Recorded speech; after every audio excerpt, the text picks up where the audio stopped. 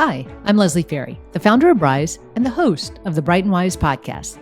Let's unleash your greatness with today's topic. All right, Pam, let's move to our fifth and final effective leadership attribute, and that's empowers others through continuous learning.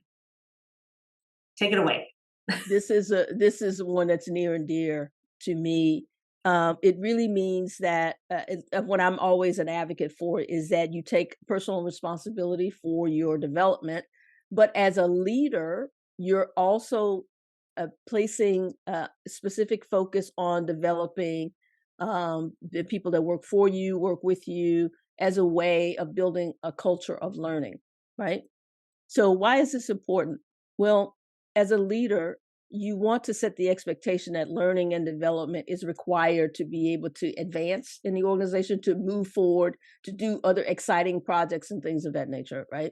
It creates a culture of growth when you do that, when you support that. And even something that feels insignificant from a learning experience can actually lead to something significant, a very significant learning experience. What you learn ends up contributing overall to the performance of the team, the organization, this project that you're working on. And so as a leader, you really have an opportunity to guide and reinforce areas where you want people to focus, where you want them to grow, and that sort of thing. So the learning is critical. And as a leader, you supporting people's efforts to learn, very important.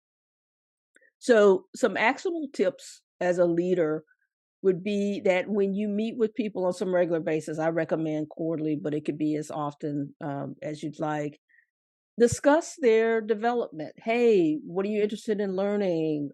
What area of the aspect of the work you're doing do you feel like you could, use some help and sort of like leveling up on whatever that activity is.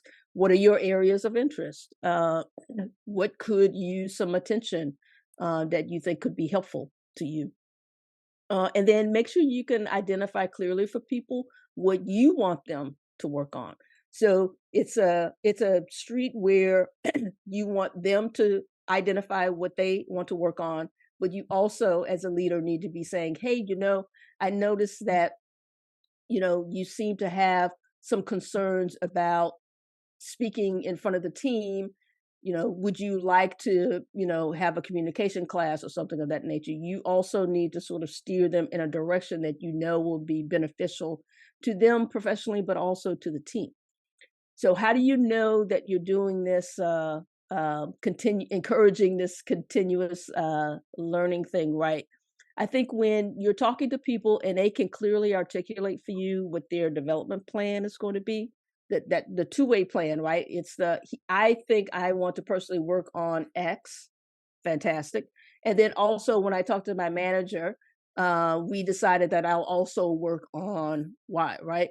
Whatever they're self-selecting, whatever the organization can provide and that sort of thing, they've at least identified the areas that they want to work on. And then as a leader, you can then help them with how can they get access to that. But I think the key is there has to be an expectation that the individual will be also deciding. They can't just sit and wait for the organization to give them everything. Right. They have to take some area of responsibility for what they need to learn so they can keep up. And then as a leader, you also want to help people with what they may not recognize as something that they need to work on. And then help get them access to that so that they can do that. Excellent. Good. So I think that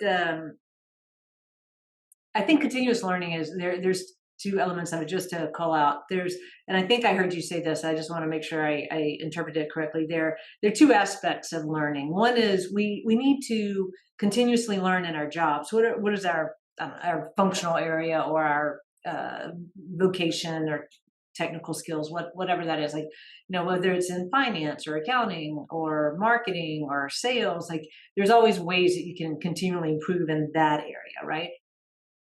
But there's also these skills that we're talking about from how do you demonstrate critical thinking, and Yep. how do you effectively problem solve, and those are growth opportunities too, right? So you have to understand and manage the two and blend them effectively, I think is what you said.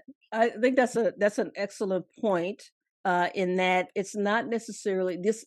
eh, Being having an experience, like being put as the project lead on this particular project when you've had no experience doing that, that's actually a learning opportunity. And Yeah. so when you and the leaders of the organization say, yeah, they give you that opportunity to do that, the framing of how you're going to approach that, if you're approaching it from, you know what, this will be a good opportunity for me to learn how to lead others without a title. It's an excellent opportunity for me to sort of manage a small budget, how to influence people and things of that nature. If you think about it as a learning opportunity, it's fantastic. You get these opportunities actually a lot in these organizations, and they are learning opportunities. And if you sort of think about it the right way, it's an excellent it's an excellent way to grow in a company. So embrace it. That's right. Yep, Yeah. Good. embrace it. That's right. Yeah, it's hard. You can't really manufacture that, right? Out in a university, classroom sort of setting. So it's the hands-on. I'm participating in this project, and I'm learning these things. That's invaluable, actually. It So if is. you get those Yeah. opportunities, those are learning opportunities, and they promote growth. And they will stretch you, hopefully. They Hopefully will they stretch you. will be challenging, but that's because you're learning. Yeah. That's right. But if you've got a culture of learning, then everybody understands that the person is learning, and Yes. they're going to support you in that. And that missteps are fine, and you just help them get through it. Missteps are fine. That's right. That's where real learning comes in.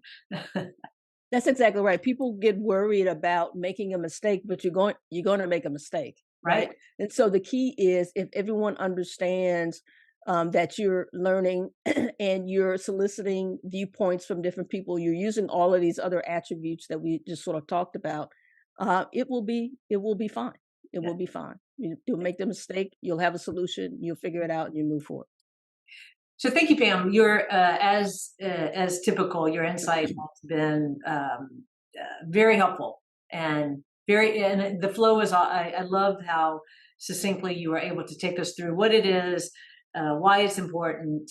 The actions we can take, and then know if we're doing it correctly or not, or doing it right. So, just to the reason, and we as we were talking about this, one way that we were trying to identify what are 5 really key attributes for effective leadership, and to kind of reveal what all of these in some way support is being trustworthy. Their trust has 3 core elements to it, and you can think of it as a 3-legged stool. And if one is not strong, it'll wobble a little bit. So you need to be strong, and those things are abilities. So reasoning and thinking and being thoughtful and effortful. So that helped us with our attributes around critical thinking for problem solving. It actually is to demonstrate strategic or analytical thinking, you need to be able to communicate effectively. And so sometimes you need to over communicate. And then with that information, with doing your homework, thinking in an effortful way, communicating it effectively, you can then influence others. You can take in Yeah. additional information, adjust your thing if you need to, and then move forward together. And that is one element of trust, is abilities. So that's about your reasoning and influencing and that type of thing. The second one is integrity. And Yeah. we really talked about culture there, right? So culture is defining who you want to be as an organization and how you're going to behave. So whatever that is. And so it's really about living your values, and what does that mean from an integrity standpoint. And then third is about caring or benevolence. And one of the greatest ways that you can demonstrate to someone that you care about them is that you invest time to help them grow and develop in a Yeah. work setting. So I would say the reason that there are lots of attributes, and there are a lot of different traits or behaviors or aspects about leadership and what makes strong leaders.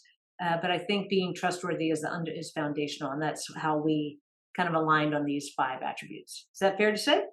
I think that's a really good summarization. The underneath everything is when you are in a leadership position, people have to trust that you want them to be successful, right? Yes. And so the way that you can do that is with the, communicating, understanding what they need to learn. They need to feel as though this person wants me to do well. And so therefore, I'm going to work as hard as I can because I appreciate that they want me to do well. And so trust, I think, was one of the ones you said, benevolence and benevolence, caring. And I missed the second one that you Integrity. said. Integrity, huge, right? Very, very important. It's the organization's values, the individual's values. What are you bringing into the culture and that sort of thing? Oh, that's super. Right. So so that describes it a little differently. It's like, can you do it? Will you do it? And do you care? And do you care? I agree. You and I have talked about something often, and it's as simple as it's how you do your work, and it's how you relate, how you work and how you relate. Those things together help you from a leadership perspective. So, yeah. Well, thank you so much. This has been, again, so insightful, and I appreciate it. This is fantastic as usual. In any time, I'd love to come back and wax poetic about leadership. So, excellent. Thank you. If you find our podcast interesting, please leave us a rating and review so others can benefit too. And be sure to subscribe so you don't miss an episode.